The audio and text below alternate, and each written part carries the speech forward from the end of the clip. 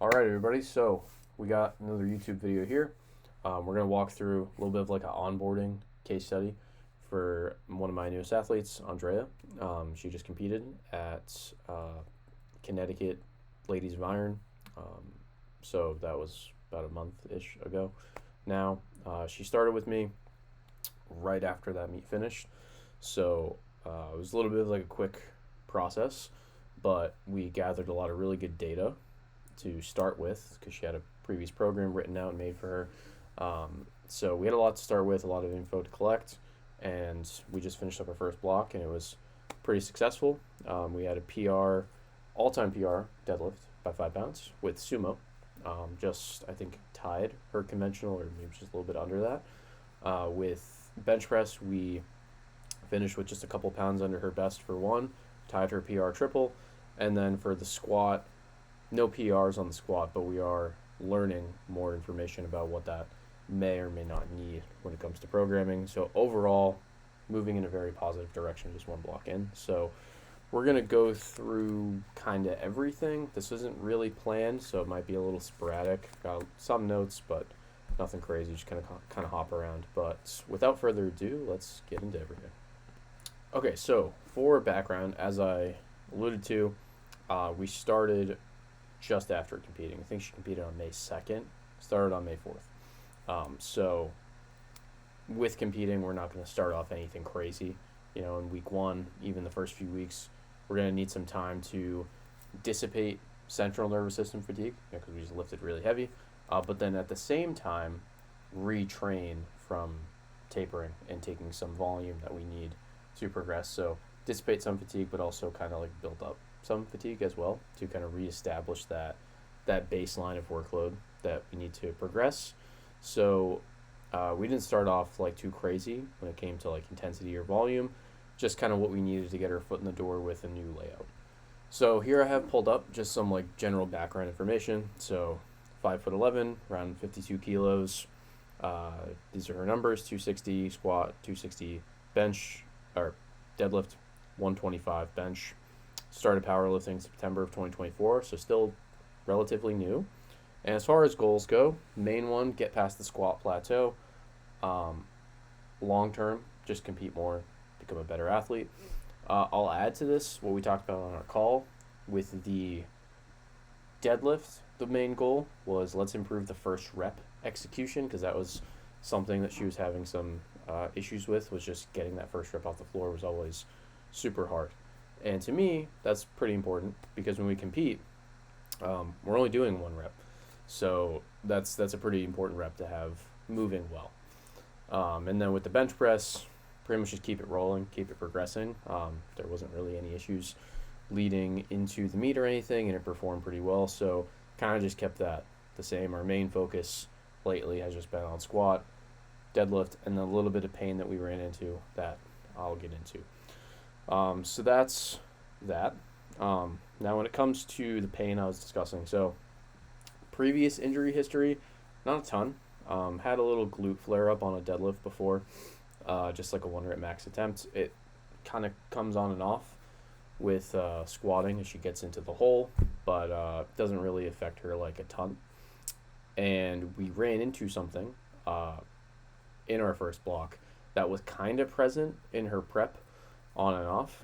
And that was some like mid-back pain, so like just below the shoulder blade that on the left side, we were running into some pain there with like reaching the arm across the body. That was like the biggest thing that hurt.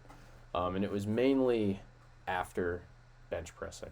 That was really the only movement that was flaring it up a ton. Dips didn't feel too bad. As far as I know, pressing machines didn't feel too bad either. So it was mainly just the bench press. So that's what we kind of honed in on to look at. If there's anything technically or movement related. Also did like a little range of motion test too to see if there's anything we need to improve there.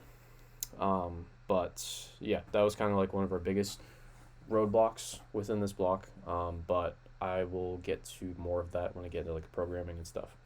So as I said with SBD, squat goal, get past the plateau. So let's take a look at the previous that she was running. So we'll kind of just go through each lift. So This was one that she had made for her. Looks like we got primary squat on Friday, secondary squat Monday. I actually have the split kind of written out here. So this one here is what we had going on. So secondary squat Monday, primary Friday, primary deadlift Monday, secondary Thursday, and then the bench press layout looked like this. So secondary, primary, tertiary the day after the primary. So with the squat, the biggest thing that stuck out to me with one, it being plateaued, but then also just like her demographic in general, this was a pretty big gap between days, especially for this being the heaviest day. And for her weight class, 52, between 52 and 56 kilos, general like heuristic there is like maybe a closer exposure timing with something like a squat, just because you can generally handle a little bit more stuff like workload in general with like lighter weight classes. So that was something I definitely wanted to kind of bring together. Now she also had mentioned recently that she has done 3 times a week of squatting before, so that's even further like proof of concept almost that like the exposure should probably be closer rather than further apart for that day that we're trying to get up to feel the strongest. So that was what I noticed on the squat. On the bench press, this layout was definitely a little bit interesting to me, the back-to-back with the tertiary day after the primary day, but it worked pretty well, so I didn't really want to change it up a ton. It seemed like, so this was the layout that she had before this, so really just getting used to having a third day in general. So it wasn't really there for like priming her primary day to get it prepared. It was just kind of there for, let's just get workload in as we get used to this. So the only thing I did for this, I just spaced it out so there was at least 1 day of rest. But I kept the order of days the same just because of how well everything was coming together. So kept that the same. And then with the deadlift, similar to the squat, I wanted to move the exposures closer together. So I moved this secondary deadlift that was on Thursday to Friday to get it closer to Monday, especially because she's a sumo puller. Generally going to require a little bit more technical practice. And if there's 3 days of rest, combine that with like the lifter archetype as well, that might just be way too much, to get it to kind of feel like how it's supposed to.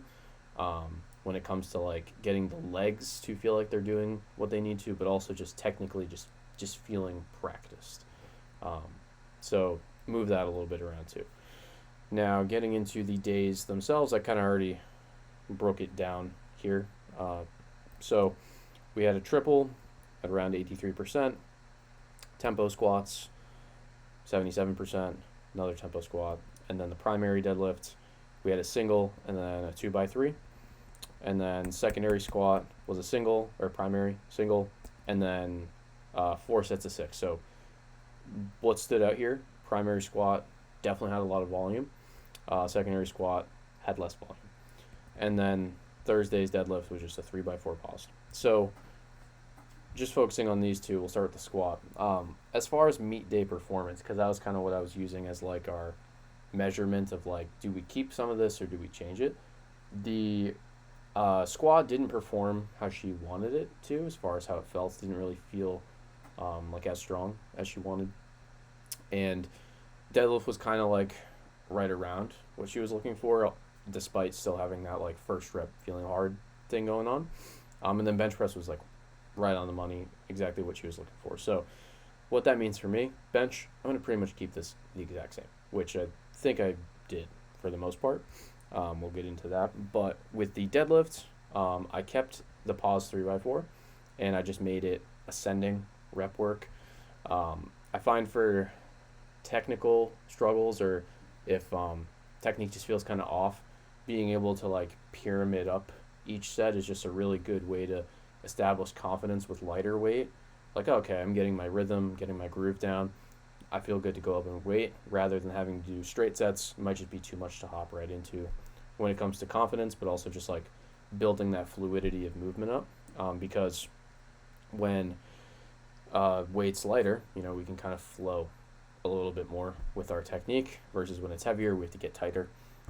Obviously, it has to get heavy at some point because this is powerlifting, but I think just having some somewhat lighter rep work in there would have been beneficial for her, which I did change on the primary day. So this was one of the biggest changes. We went and changed this up a little bit. So if I go to the program itself, this is the primary day. So it was originally a single and a 2x3. Now, right off the bat, I thought that was kind of lower on the volume side for her. So I added a set of 6, and I changed the order. So I put the single last instead of first.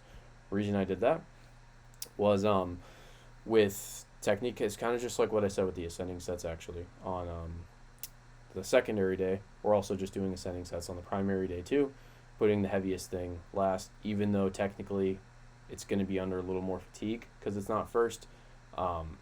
If it feels better, though, technique-wise, then it might perform better, which is what happened here. Adding that set of 6 too. So what you can see I wrote here, don't reset on these sets, try to feel the flow, minimal thought. So something that she would do on every single rep was reset. So put the bar down, redo the setup, do it again. Now you could make the argument that if the first rep doesn't feel that great, maybe we should do more of that. But because she was already doing that on every rep, I decided to go in the other direction with that. Like, let's just hold on the whole time. Because a lot of times, if you just do a deadlift and you hold on the whole time, after you do your first rep, the bar, the weight, tends to put you in a good position for the second rep. Because you have that eccentric to kind of load into that position, which I think was probably part of the reason why those second, third, fourth reps started to really feel better.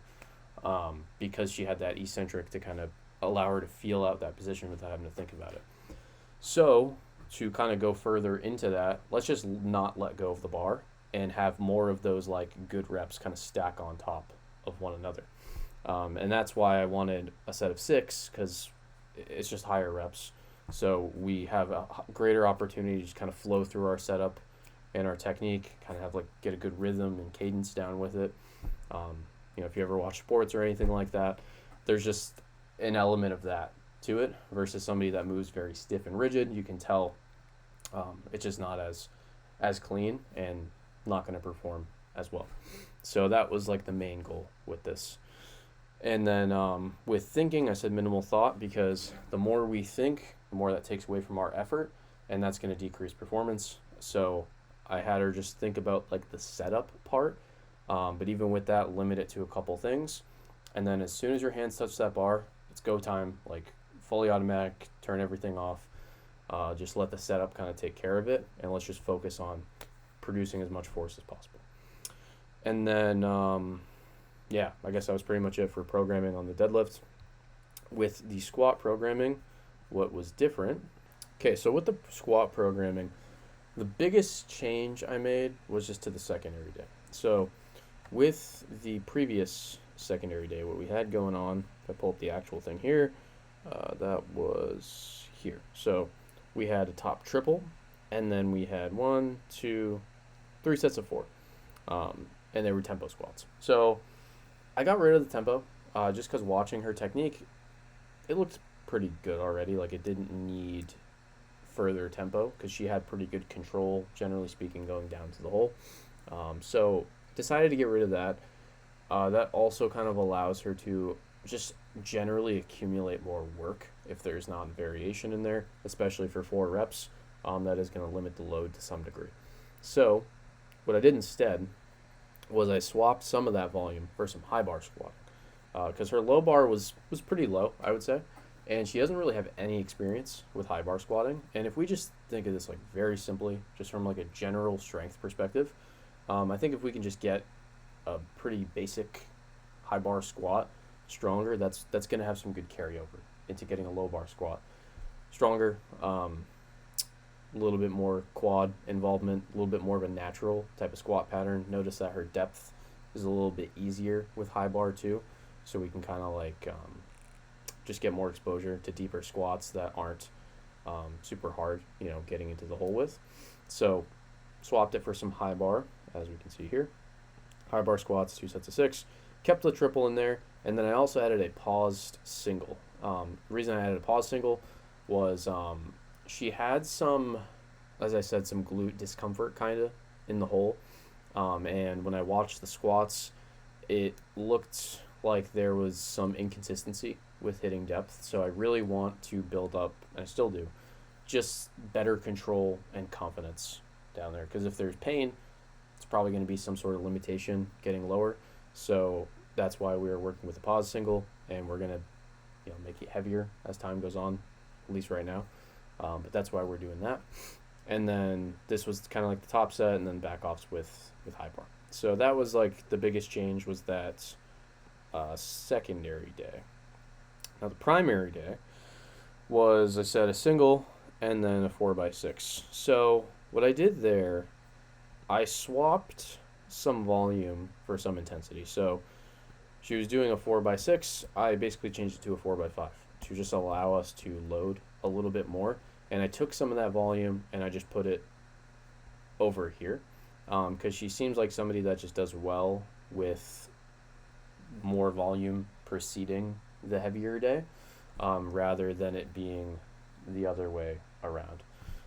So basically, if she just has a harder secondary day in general with more reps rather than less, that seems to, at least my theory, will make this day feel a little bit better. That's what I'm thinking right now with her experience with doing 3 times a week squatting. Because if we think about frequency and volume, they're kind of like not the same thing, but they're very similar. I think of frequency as just like another way to either spread out volume or get in more volume. Whereas volume, we're adding sets or reps versus adding a day, spreading out those sets or reps or adding more. So they're very similar. Now we might go to 3 times a week at some point, but let's just start with more volume first. That's an easier lever to pull. And then if we need to add a third day, we can. So that's what we're starting with for now. As far as the bench press, so bench press, like I said, pretty much kept it the same. We went with just tertiary day, just some pause, 3 count pause, sets of 5. Get her really used to pausing on her chest for longer, because that was something that was a little iffy sometimes with the consistency. So want to really hammer that on this day. Primary day, keeping the intensity in there for sure with a single, because she has a higher arch. So the rate of detraining with the higher intensities is probably a little bit higher. And then also given her demographic. So single, and then still kind of a heavy triple too. I have the percentages of 1 rep max over here. So starting off around 80%, and then just some back off triples. So this primary day is generally going to be heavy. And then secondary day, triple, 3x5. This is just what she did last time. So just going to keep it going. Yeah, so that was it. And then now we can kind of get into some injury stuff that we ran into as the block played out. So with the bench press, it kind of affected all lifts, but we started to get that like left shoulder blade pain, like in that low trap bottom of the shoulder blade area. Like I said, when reaching across, and then after bench pressing, and when you had to deadlift after that, that kind of became a problem. So we took a look at range of motion, and we also took a look at technique. So let's just go into technique now, across all 3 lifts, and then we can kind of tie that in with the range of motion and then what we did to help with that. Okay, so since we're talking about the shoulder blade pain, we'll just start with bench press technique. So on the right here, we have the technique before intervention, and then the left afterwards, end of the block. So since we had some pain on this left side here, I want to take a look from a behind angle to see overall symmetry, what's going on. So what we saw when it came to symmetry was at the chest. You can see when she presses, I'll play it through once actually, but take a look at that. So you can see when she presses, the left arm is a little bit ahead of the right arm. And also at the chest, we can see there's a little bit of a side-to-side discrepancy. You can see how the bar is a little bit more to the left side than it is to the right side. And then between both sides, the elbows are generally kind of soft. So there's a lot of information, but what is it kind of telling me if I'm trying to paint a picture here? Now I can kind of zoom in a little more. So with that, we also did a shoulder IR, ER test, and there was less hip or shoulder external rotation on the left side versus the right side, kind of like confirming what we were seeing here. So with this part here, we'll start general. So both elbows are soft. So when that happens, that's going to have the scaps starting in more retraction, and that is going to limit how much space we have to retract as the bar goes down to my chest. Right, my shoulder blades are here, and my scaps are starting like too far retracted.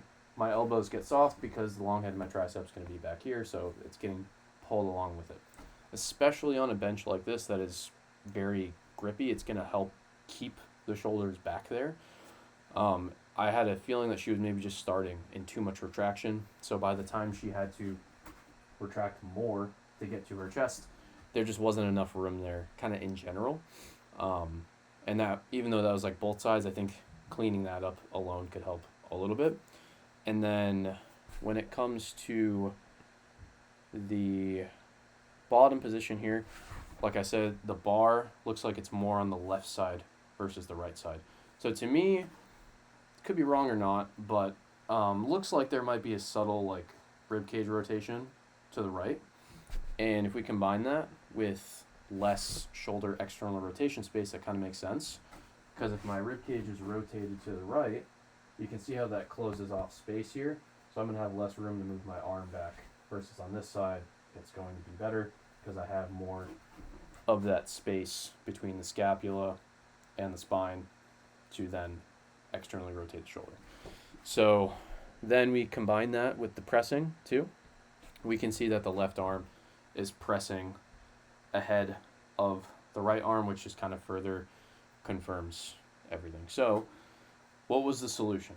The simple start to it was adjusting the technique by just starting in less retraction because she was actively cueing it, and also intentionally locking up the elbows when she unracked it. Because what that does, since the tricep's going to attach to the shoulder blade, if I intentionally lock out my elbows, that's going to put the scaps in a little bit more protraction at the start of the press. And then if I just let my shoulder blades kind of relax and just focus on getting on top of here and just pulling the bar out, just lets the scaps kind of do their thing and work with the humerus and the rib cage and just move how it wants to move. So that's what we did here, and that's what you can see on the left side. This was actually the tied PR triple. So right off the bat, you can see that when she unracks it, she is intentionally locking out her elbows. Turn the music down.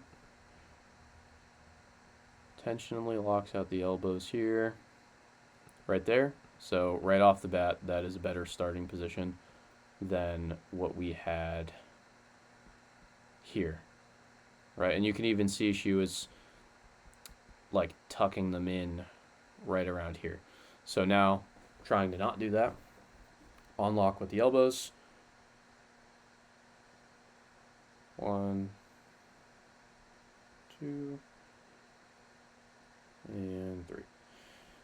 What we can also see too is just generally some improved symmetry as well. Wasn't honestly my biggest concern. I really cared about like, how does this feel? Is it feeling better? Cool. But that was like a good benefit to it as well, which I have a side by side here. So you can see how with the ruler there is more bar tilt on the left side. That was before implementing this change. So the left arm was more in front, more rotated to the right rib cage wise, and then versus the left or the right side, it's more even in general just throughout the press. Now the only thing I really added when it came to like range of motion to help maybe just alleviate some pain in her day-to-day life and improve range of motion, like giving the option to do that, was just having her do like a reaching breathing drill. So I just had her sit down in a chair, turn her sternum towards the left, and then reach low. And reach both hands, but mainly this left arm low, because what that's going to do, it's kind of going to do the opposite of what we saw. So what do we see? Rib cage turn to the right, so let's just like turn to the left. And then we add that reach in there, that gets that relative protraction, and then breathing into that space helps open this area up back here for more retraction. And then when we retested the shoulder ER, it got a lot better. It got better on both sides, but definitely on this left side. So we kind of keep that in there still, just to keep everything feeling good as like a warm-up. That combined with a rock back breathing, which you just get on all fours and kind of like put yourself into a lot of flexion like this and lean back. So that just kind of puts the whole unit into flexion, not just a side-to-side thing, and just breathing into that, just opening up space kind of everywhere on the back. So that's what we did movement-wise for that, and that's the improvement that we saw. And now it's pretty good as far as pain goes. So she started off with a lot of pain after the primary day, and then it was at its worst in the tertiary day after that. End of block after doing this pretty difficult tying PR triple. Minimal pain after this day and zero pain after the tertiary day. So as intensity is rising, we're able to kind of keep up with it, and stuff's feeling good. So very happy with that. And that was only like a 2-week turnaround or something like that. While I'm here, I might as well show the triple that she did before with this weight too, just to kind of see the improvement there. So this is what it looked like before versus now. Okay, so this was before. So first rep, pretty solid. Second rep's a little harder. And then the third rep is definitely a grind. And now if we just kind of compare the third reps here on the left, this was tying this weight. Not as hard. So pretty big improvement in just one block too. So that's the bench press technique, pain kind of overview things. Now with technique on the deadlift, since that was something of concern, we can kind of get into that now. Okay, so with the deadlift, what we said the problem was in her eyes was that the first rep was just not feeling good. So on the right, we have one of the first videos that she sent me from the first week, and we can just take a look at the first rep here. So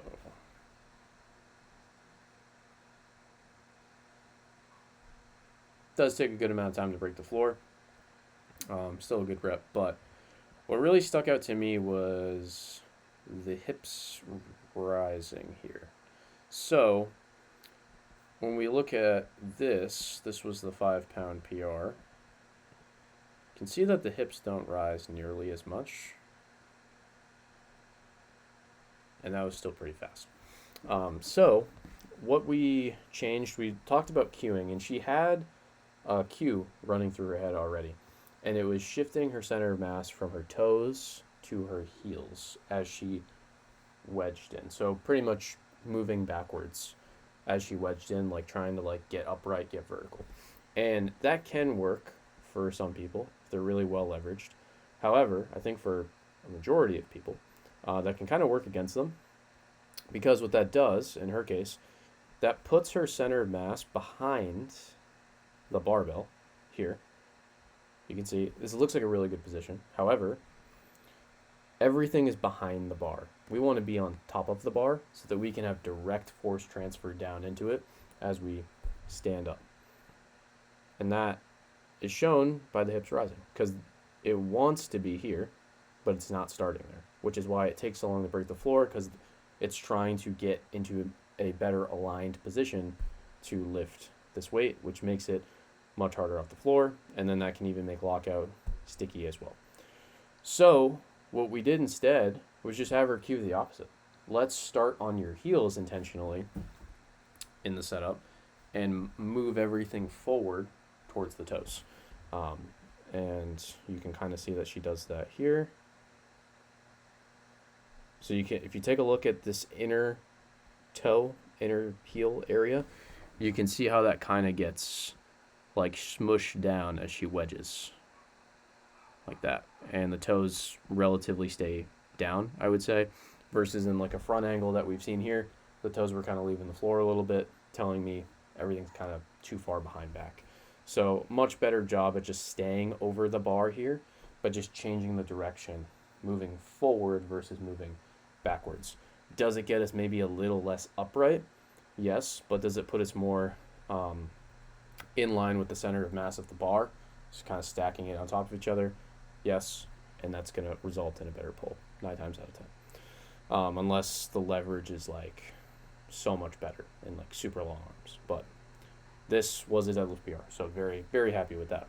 So that combined with the ascending sets, more volume, higher reps, just kind of allows us to practice this more often and develop like that flow and that rhythm.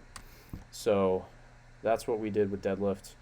And now final one is the squat. So don't have to spend too much time on this because there wasn't really that much to change, honestly. So this is what her low bar squat looks like here. Pretty solid, like not a ton to really change here.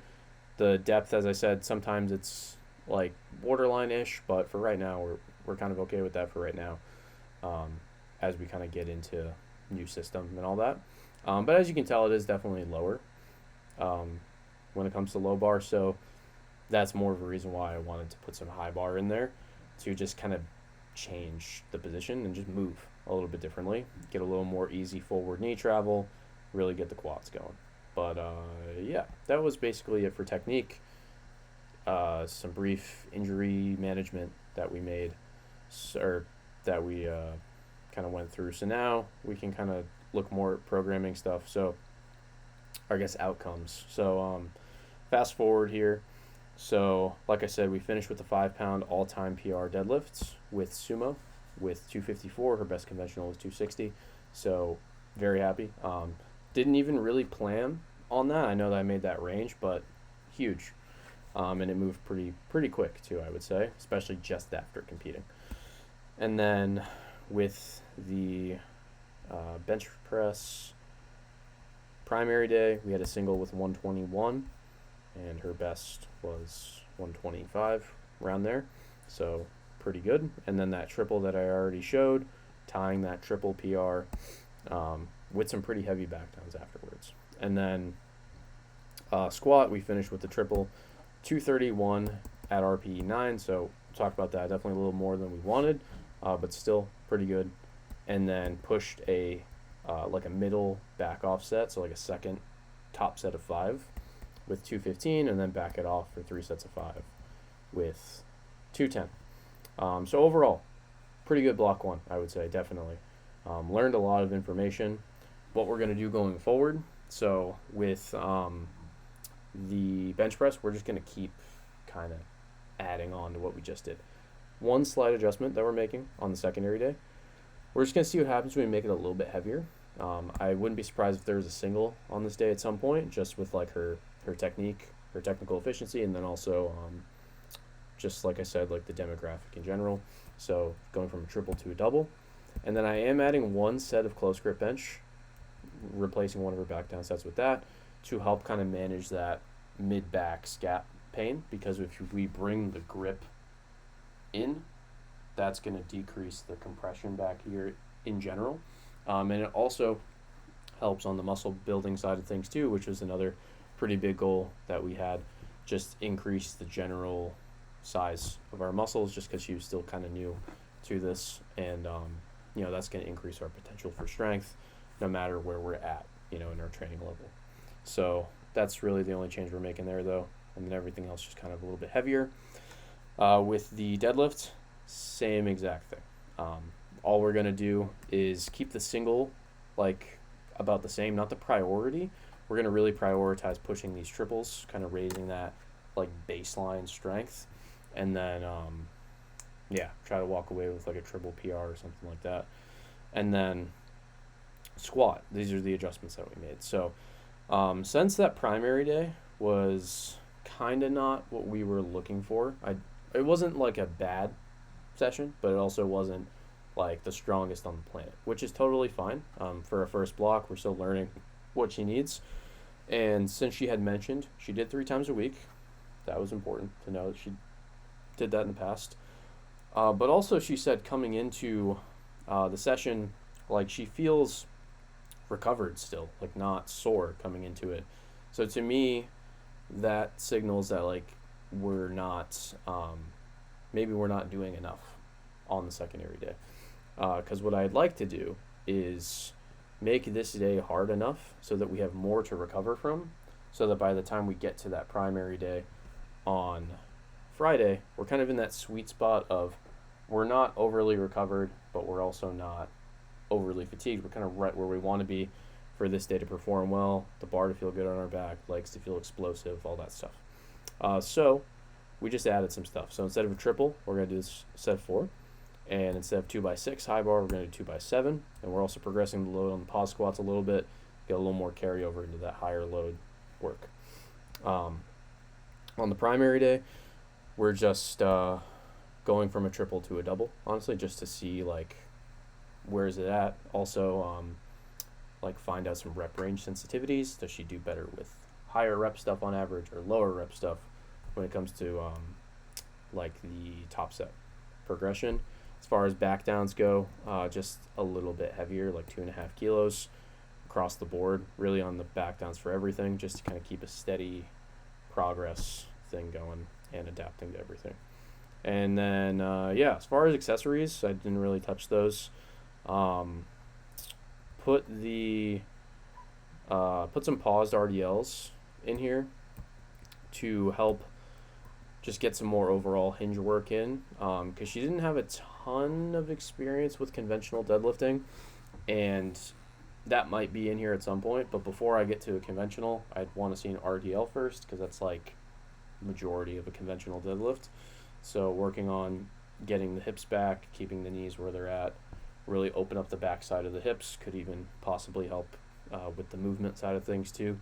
So have that in there. Front foot elevated split squat, similar reason.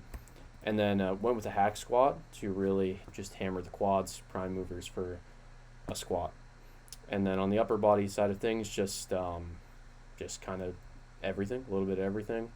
Added a set to the arm stuff, just increased the general work capacity there. Doing some dips too. Just keep the range of motion of the shoulder pretty good, but also just to increase our general strength. And yeah, some single arm cable rows, keep the shoulder blades moving good, I guess. And then just some more quad work here. So that is pretty much it for the onboarding overview. Like I said, going forward, we're just going to see what happens with the squat. I wouldn't be surprised if we had a third day at some point, but we'll get there if we need to. Let's just start with adding some volume first, see what happens. But very happy with this outcome so far. I think I kind of went over everything I wanted to. Made some really good technical strides.